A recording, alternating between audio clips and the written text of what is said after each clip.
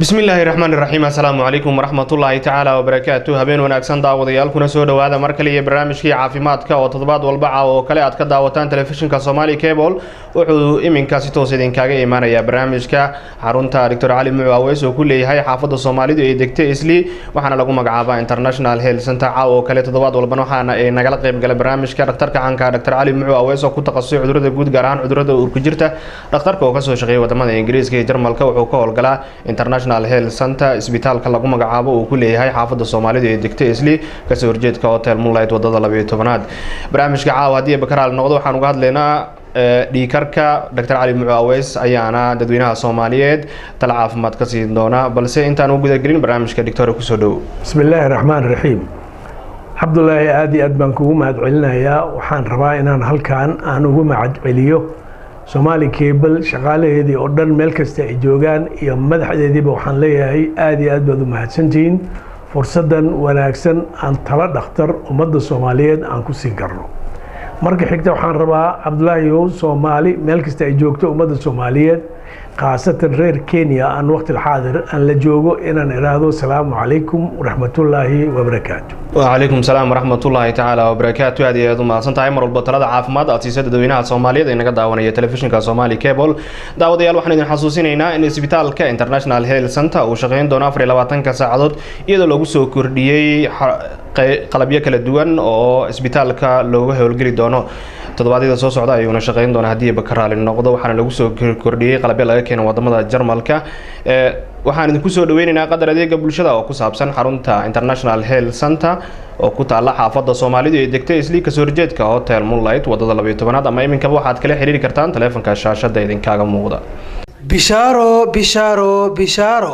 haddaba waa maxay bishaaradaad inoo sidid caafimaadka dunida doctor loogu riyaaqay dadka ay ka heleen miyaadan ogeen in Dr. Ali Mucu Aweys uu isbitaal cusub kaaga furay xaafadda Soomaalida ee degtay Isli gaar ahaan xaafadda 12 Street ka soo horjeedka Hotel Moonlight bismillaahir rahmaanir rahiim dadweynaha Soomaaliyeed waxaan rabaa inaan u sheego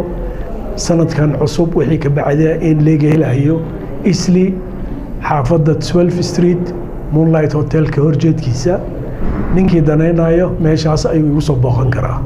daryeel dumar iyo caruurta danyarta midkan waxaysan Dr. Ali baa u jooga ee hamoogan Dr. Ali Mucu Aweys oo ku takhasusay cudurrada guud gaar ahaan cudurrada gala uurka jirta waxaana goobtiisa caafimaad uu kugu soo kordhiyay qalab casri ah oo wax badan ka qaban doona xaaladda guud ee bukaan jiifka soo gaara isbitaalka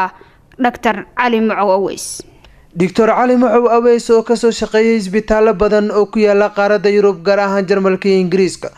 waxa uu fududeynayaa dadka bukaanada ee doonaya inay soo booqdaan xaruntiisa caafimaad ee ku taala dalka Kenya inuu soo saaro fiisaha dalku galka sidoo kale dadka bukaanada ee wax looga qaban waayo xaruntiisa caafimaad ee ku taala magaalada Nairobi wuxuu iyaguna u sahlayaa fiisaha ay ku gaari karaan dalka Jarmalka haddaba wixii faahfaahintaasi dheer kala xiriir ciwaanada iyo telefoonada shaashada kaaga muuqda وهاجاك داوديال قيبه هراء برامج كعافمات كي يداون إنسان وحنا وجهد لنا ديكركا وحنا نجلا قيب جليا تضباط والبعاء وكرنا نجلا قيب جلا دكتور كعنك دكتور علي Mucu Aweys وكنت تخصصي عذرة الجود جرهان عذرة أوركجرتا دكتور كوادوجا براتين إنه كهول جري جري معلمي يوجدن بيه أما السنة كي يوجدن بيه يعني هذا إسبيتال كل هاي حافظ الصومالي دكتور إسلي International Health Center تضباط والبناء وكلا طلع عافمات كسيد دوينها الصومالية نجدا داون تلفزيون كصومالي كابل دكتور وحنا كويدين محاكينا عذر كديكركا بسم الله الرحمن الرحيم عبد الله آدي أدبنكو ما دعلنا يا عاوة وحنرنا ومضة الصوماليات ملك استي جوجان بيننا نشجنو ديكركا معوياي حجيبو كي ماذا ما يخنوع بو كلبحة وحد مخلص عبد الله يو أنت قف دمر أمان الرجكو يمادو وكل هاي ديكر بالله شيء أنا قاعد وحوي حالي مضحى حنونة حالي بنقاطع أيام بمقعدن أياد مخلصة وحناكسن معه marka dhiikar baa lagu sheegay kaliya maana dhiikarkaaga sidee baa lagu ogaaday ma hal mar kaliya inta la cabiray baa lagu yiri dhiikar baad qabtaa ma marar badan baa la cabiray oo dhiigmiya la cabiraad badan lagu sameeyay marka waxa jira Abdullahi oo makiina jirta oo dhiikarka laftigiisa 24 saac inta lagu xiro aad qaadanayso 24 saac uu sheegayaa goormuu dhiigaaga karsan yahay uu badan yahay markii uu kaa hooseeyo iyo markasta inuu cirka jiro haddii markaad khatar ku jirto waxaasoo dhan buu sheegaya marka kaasu Nairobi runtii wax badan ma yaalo Aga Khan iyo Nairobi Hospital marka soo xigtana cisbitaalka iyaga laga helaa marka taas ayaa lagu ogaadaa horta 24 saacadood markii lagu baaro dhiigkarkaas inaad qabto iyo in kale taas waa mid labaad dhiigkarka hal mar inta la cabiro hadii dawo lagu siiyo kaliya maaha dhiigkarka waxaa la rabaa 3 maalmood isdaba xigta in lagu fiiriyo oo laga baaro hadii aan nin qofkan maaragtay ama dhakhtarkan ka helay oo haysan qalabkan waxa uu sameyn karaa 3 maalmood isdaba xigta lagu dalbanayaa 3daas maalmood oo mar kastaba inta laga fiiriyo dhiigaaga markii la cabiro oo la ogaado dhiigii Allah Ilaahay uu badan yahay markaas dawo laga siiyo waxayna ku xiran tahay badnaantiisa ma wax saraa oo meel saramiya ma taqaana dhiiga markii aan ku sheegay Cabdullaahi caadi waxa weeyaan 120 kan kore kan hoose 80 130 140 buu gaari karaa kan kore kan hoosena 90 boqol buu gaari karaa hadii la rabo laakiin waa ka bacdi oo meesha ugu sareysa 140 kan kore kan hoose 100 haduu gaaro hadii arintaada markaas iyo wixii ka bacdi waa khatar baad ku jirtaa waa in markasta lagu ogaadaa intaas laga rabaa oo adduunka waliba international legal baa la yiraahdaa oo la yaqaan saasa laga rabaa haddii dhiigaaga 150 iyo 160 kan kore u gaara kan hoosna 110 gaara dhiigkar baad qabtaa waa in lagu fiiriyaa 3 jeer haddii sidii oo kale isi la eg iyo wax ka badan haddii aad keento dawadii waa in lagu siiyaa dawada haddii lagu siiyo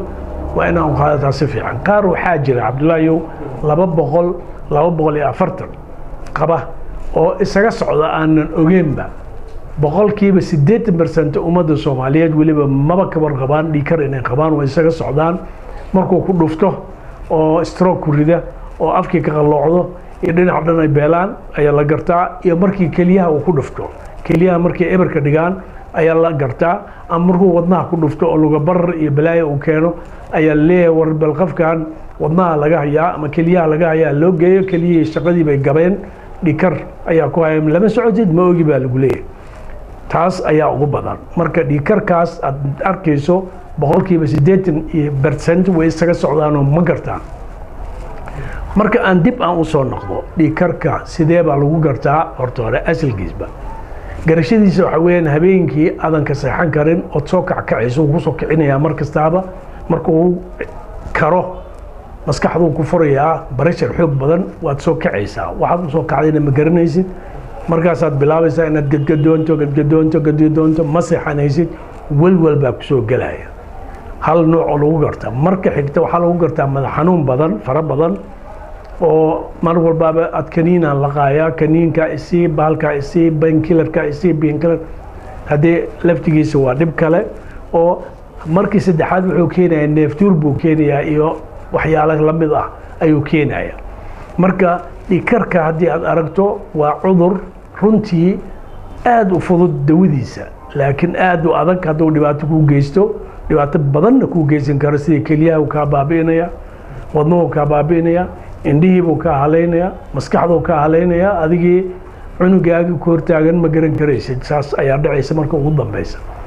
marka saa daraadeed waxaa loo baahan yahay dhiigkarkaas in mar kastaba la iska fiiriyo ummadda Soomaaliyeedna mar kale iyo mar saddexaad waxaan leeyahay meel kasta aad joogto haddii lagu yiraahdo dhiigkar baad qabtaa oo dhakhtarkii dawo kugu qoro dawada si fiican u qaado dawadaada regular u qaado maalin kasta qaado haddii marna aad qaadato marka madaxa ku xanuuno oo marna aad iska dayso adigii baa isdhibaateynaya oo dhibaato ku gaaraysa ku caafimaadi maysid dhibaato badanna oo ku geysanaya marka waxaan rabaa inaan ka faa'iideysto Cabdullaahi fursadan wanaagsan dad badan oo waxaa jira oo qofka dhakhtarka cambaaraynaya dhakhtarkaas uu tagay waxna kama aan helin ma ku caafimaadin horta waxaan rabaa inaan sheego caafimaadka Ilaah baa haya dawada markuu Ilaahay soo dejiyo ayaa la helayaa anigaas laftigeyga aad arkayso markuu dawo Ilaahay ii soo dhiibo ayaan ku siinayaa inkastoo aqoontayda aad ay u badan tahay haddana wax ka soo dhici kara haddii dhakhtarka aad intaad u tagto aad waxba ka gaari weysid war nin kale u tag dhakhtar kale u tag second opinion raadso markii aad kaasoo aadan ku qanci weydin mid saddexaad raadso wax kuu furan weeyaan adiga caafimaadkaaga meesha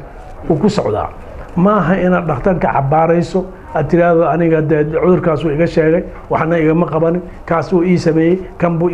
marka aflagaadada markay badatana ma wanaagsana dhakhtarka intii asaga filaantiisa ah ee asaga laftiisa kara buu kuu samaynayaa dhakhtar uu malayn maayo inuu jiro inuuna rabin inuu wax kuu qabto wax kasta inuu kuu qabtuu rabaa laakiin tabartiisa hadday yar tahay ha dagaalin dagaal ha gelina nin kale u tag qof kaloo asaga aqoonta midka aqoon fiican baa jira marka mar kastaaba waa jiraan aniga lafteeda boqolaal iga aqoon fiican baa jirta ma dhahayo aniga aqoon qaba laakiin ummadda yaan la aflagaadaynin dhaqaatiirta waxaad yeelaysaa haddii aad aragto inuu dhakhtarkaas aadan ku qancin mid kale u tag wax kuu furan weeyaan oo adiga kuu bannaan xor baad u tahay ilaahay caafimaad hasiyan leeyahay ummadda Soomaaliyeed meel kasta ay joogto laakiin taas lafteedu waa fursad wanaagsan marka dib u soo noqdo dhiigkarkan waxaa kaloo leeyahay Cabdulaahiyow waxyaalo qaarkood dhiigkarkan wuxuu kala baxaa 3 nooc kuwa kale oo asagana way jiraan 3daas nooc waxa weeye midna waa dhaxal weeyaan dhaxalka waxa loo qaataana waa 15% ummadda dhan markaad fiiriso waa 15% waxaa jira marka laba kale oo aad u adag oo la yiraahdo cardiogen iyo nephrogen baa la yiraahdaa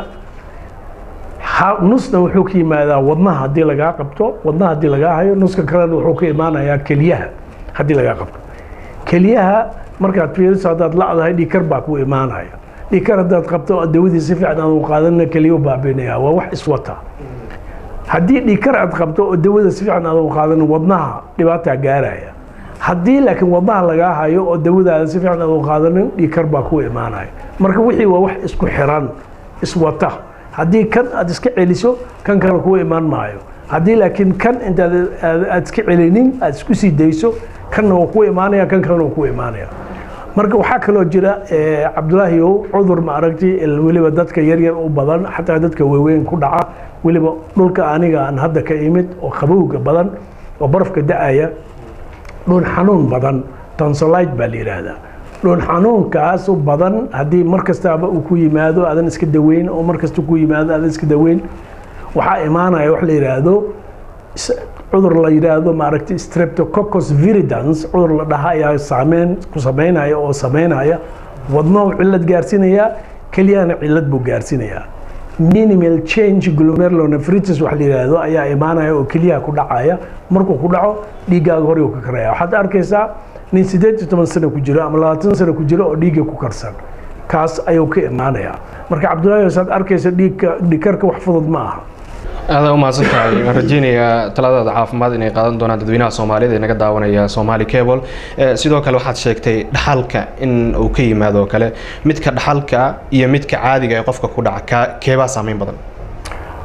Cabdulaahi aad baan kugu mahadcelinayaa su'aashan laftigeed waa su'aal aad u wanaagsan labadaba saameyn bay leeyihiin kan dhaxalka ah waxa dhibaatadiisa ay tahay waxa weeyaan sida ku dawoodid waa adag tahay dawada mar kasta waa qaadanaysaa kan keliyahaas haddii goor hore lagaa helo oo keliyaha lagaa daweeyo waxaa laga yaabaa dawada dhiigkarka inaadan u baahnaynba haddii wadnaha kiisana goor hore la helo oo wadnaha lagaa daweeyo waxaa laga yaabaa inaadba u baahnaynba waxaa kaloo jira kuwa kale oo Cabdulaahi haddaan hadda kugu sii raaciyo cayilka caloosha weyne ma aragtay cuntadan bariiska iyo baastada iyo moofada la iska daldalayo Soomaalida ay cunayso caloosha weynaanaya marka 40 sano aad gaarto calooshii baa banaanka soo baxaysa cuntada markaad u baahan tahay 20 jir markaad tahay uma baahnid 30 jirka markaad tahay in ka yar baad u baahan tahay tii hore marka 30 jirka aad tahay ta u baahan tahay uma baahnid 40 markaad jirto 40 markaad jirto waa inaad yaraysaa 30 markaad gaarto waa inaad kii 20 aad ka yaraysaa 50 markaad gaarto waa kii 40 aad cuni jirto aad ka yaraysaa laakiin ma ahane annaga Soomaaliyeed in la yiraahdo 3 jeer baan cunaynaa quraacna canjeeradan ka dhargeynaa duurkiina bariis baan ka dhargeynaa habeenkiina camboolada iyo wixii kale la helo la xooxay waa la cunaya marka intii 20 jirka aad ku cunaysaa 30 jirka ku cunaysaa 30 jirka inta ku cunaysaa 40 ku cunaysaa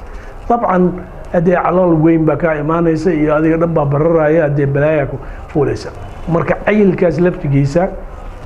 wuxuu keenayaa dhikar buu keenayaa keliyaha bigu wax gaarsiinaya nabadna wax gaarsiinaya sokor baa kugu dhacaysa sokorta markay kugu dhacdo hadee keliya baa wax gaaraya wixii waa wax iswata marka taasu lafteeda inaan badal sheego ayaan rabay laakiin ummadda Soomaaliyeed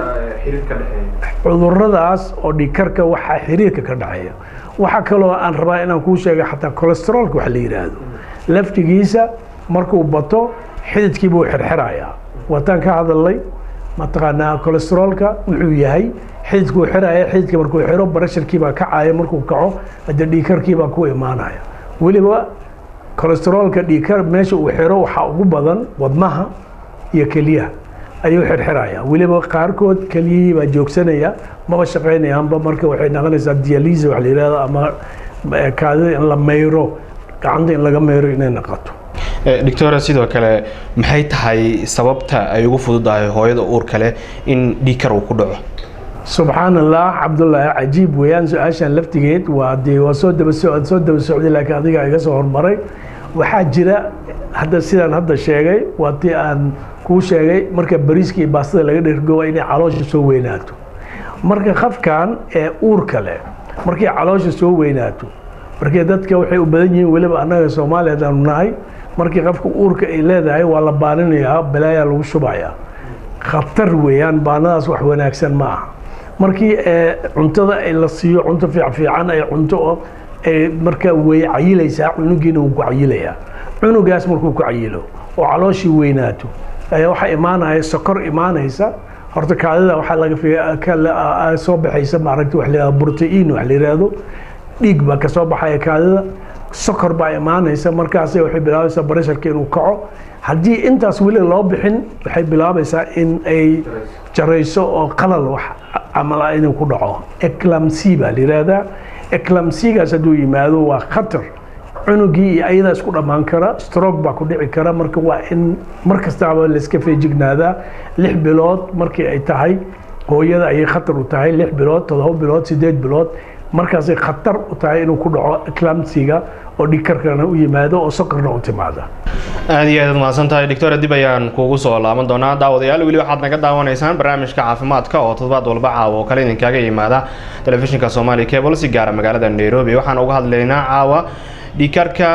waxyaabaha keena iyo sababaha looga hortagi karo Dr. Cali Macow Aweys oo ah dhakhtar ku takhasusay cudurrada guud gaar ahaan cudurrada uurka jirta ayaan nagala qayb galaya وهاجاك داود يالو حنا حسوسينينا إن إسبيتالك International Health Center lagu soo kordhiyay qalabyo kala duwan ay kamid yihiin sariiro cusub oo laga keenay wadanka Jarmalka iyadoo 24 saac todobaadeeda soo socda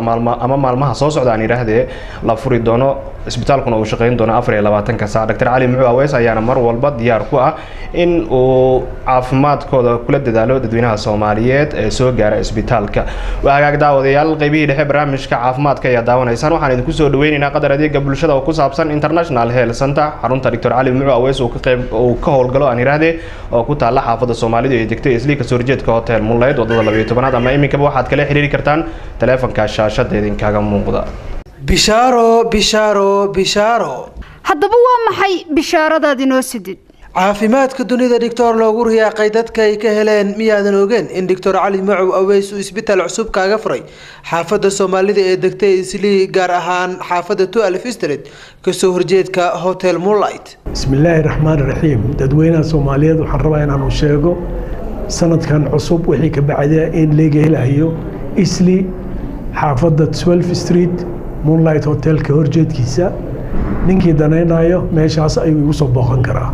daryeel dumar iyo caruurta danyarta midkan waxaysan Dr. Cali baa u jooga ee hamoogan Dr. Cali Macow Aweys oo ku takhasusay cudurrada guud gaar ahaan cudurrada gala uurka jirta waxaana goobtiisa caafimaad uu kugu soo kordhiyay qalab casri ah oo wax badan ka qaban doona xaaladda guud ee bukaan jiifka soo gaara isbitaalka Dr. Cali Macow Aweys Dr. Cali Macow Aweys oo ka soo shaqeeyay isbitaalo badan oo ku yaala qaaradda Yurub gaar ahaan Jarmalka iyo Ingiriiska waxa uu fududeynayaa dadka bukaanada ee doonaya inay soo booqdaan xaruntiisa caafimaad ee ku taala dalka Kenya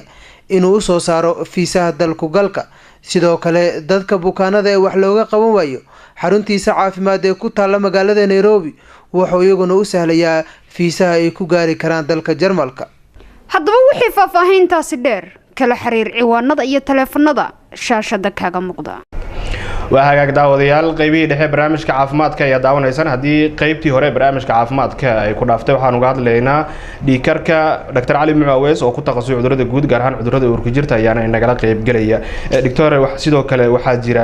waxaan uga hadlaynaa cudurka dhiigkarka sidoo kale waxaa jira dadka in laga ilaaliyo xanaaqa iyo naxdinta badan taas sababtu maxay tahay looga ilaaliyo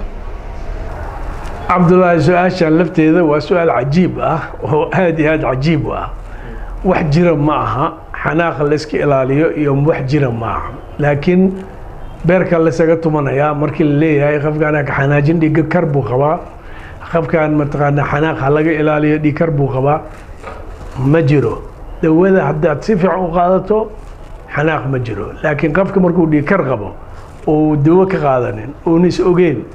waa feertamayaa oo xanaaqaya oo waxba mu adkaysan karo guriga xataa caruurta u laynaya qof kastuu dhammaynaya ama qofka dumarka ama qofka ninka ragga labadaba haddii ay dhiig karkaas uu jiro xanaaqoodii halkaasuu ka saaran yahay sankuu ka saaran yahay oo dagaalkoodii dhammaan maayo marka waa jiraa laakiin wax beer laysaga tumanayo waaye markii la leeyahay laga ilaaliyo haddiiba la og yahay dawada la qaato adiga wax kaa qabooban ma jiraayo xanaaqna warkiisa iska badaaba haddii wax lagaa dejiyo haddii laakiin markii horeba dabeeca xuma aad u dhalatay aad qabtay haddii dabeecadaada way xun tahay markaas haddii qof walba dagaalaad siinaysaa laakiin haddaad dabeecadaada ayna xumayn oo markii hore qab fiican aad ahayd oo bahashaan markay soo kacdo dhiig karkaas uu kugu yimaado waxa weeyaan waxbaa laga qabanayaa dawaa lagu siinayaa dawadaas dee lagu siiyo waa finish laakiin waxba kama jiraan maad leedahay qofka dhiig karkaas qabo oo la dhaho hadduu xanaaqo wadnaha istaagayo kale u dhimanaya sheekadaas wax jira maaha laakiin haddii qofkaan dawo fiican oo dhiiggiisa hoos pressurekiisa hoos u rida haddii la siiyo oo haddii ay qasab tahay mataqaanaa dhiiggiisa hadduu gaaraya ilaa 200 iyo 200 iyo wixii ka badan subax iyo habeen la siiyo haddii 200 uu ka yaryahay 660 meelahaas uu yahay 170 mar la siiyo oo dhiigga dego ma jiraayo mataqaanaa wax wadna iyo ka istaagaya laakiin markastaaba naxdinta wax wanaagsan maaha laakiin haddii mar hore uu damage ku gaaro oo dhiig karkii dhibaato ku geysto naxdinta kuma roona dabcan haddii lagu yiraahdo hooyadaa dhimatay ama awooha baa dhintay ama hooyadaa baa dhimatay haddii lagu yiraahdo waad naxaysaa waad fariisanaysaa qaarkoodna haddii neerfo maba u adkaysan karaano meeshaasaa waxa laga yaabaa in mataqaan dhiig karbu inuu ku dhaco ayaa laga yaabaa laakiin badi haddii annaga dad muslim nahay iimaan baanu leenahay markii lagu yiraahdo laa xawla walaa quwata ilaa billaahi alcaliy alcadiim baad dhahaysaa waa dhammaatay wixii ilaahay keenay unbaa qaadanaysaa waa inaad isdejisaa laakiin waa jiraa dadka qaarkood oo markay wax ay ka naxaan loo sheego wadnaha maaragtay xanuuna waa jiraa laakiin waa qof markii horeba jirana stresska oo kale saameyn ma ku yeelan karaa ama ma kordhin karaa dhiig karka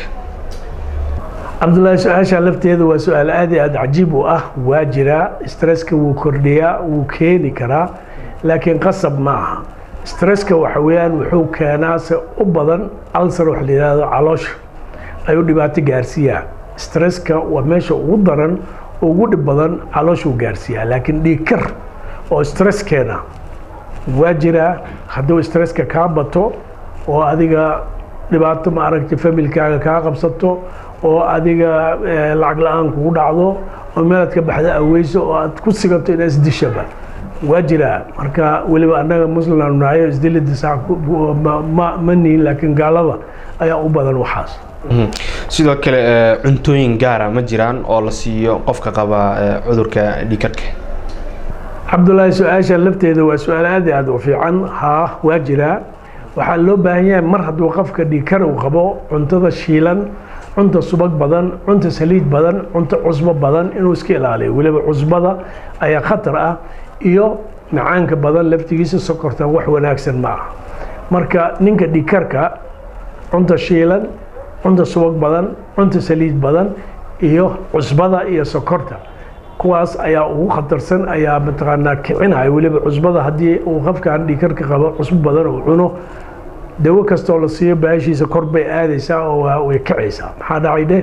wuxuu ku shaqaynayaa cusbadaasuu ku shaqaynayaa cusba la yidhaahdo potassium iyo sodium waxa la yidhaahdo oo jirkayna ku jira ayaa isgafaya marka kiibaa kacaya qofka cudurka dhiikarka qaba haddii ay ku badato saameyn ma ku yeelan kartaa oo jirkiisa qaybo ka mid a baralees ma ka dhigi kartaa? cabdullaahi sheekadan lafteeda waa sheeko aad iyo aad wanaagsan, su-aal aad iyo aad u fiican. haa,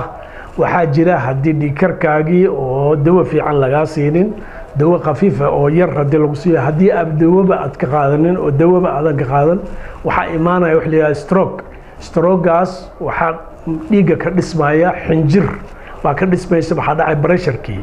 markaan si fudud aan kuu tuso tuubada ee subaxii wejiga lagu dhaqdo ama lagu weyse qaato, haddii aad fiiriso markaa tartiib u furto tartiib buu soconayaa. xoogu markaa u furtana baba buu soo leeyahay. marka dhiikarka wax kale maahane dhiiggii baa furmaya oo baba dhahaya. markuu taasu furanto xinjir buu samaynayaa. xinjirtaas ayaa maskaxda gelaya, maskaxda uu ku dhufanayaa. qaarkood weliba maskaxda waa dilaacaysaa, dhiig baa ku furmaya, meeshuu ku suuxayaa. qaarkoodna haddee stroke baa ku dhacaya. waa mid qodob weeyaan. qodob kaleo waxaa jira markii mataqaanaa dhiikarka waxba aan laga qabanin, waxba la sameynin, xinjirtaas waxay geli kartaa wadnaha. wadnaha hadday gaarto isla markiiba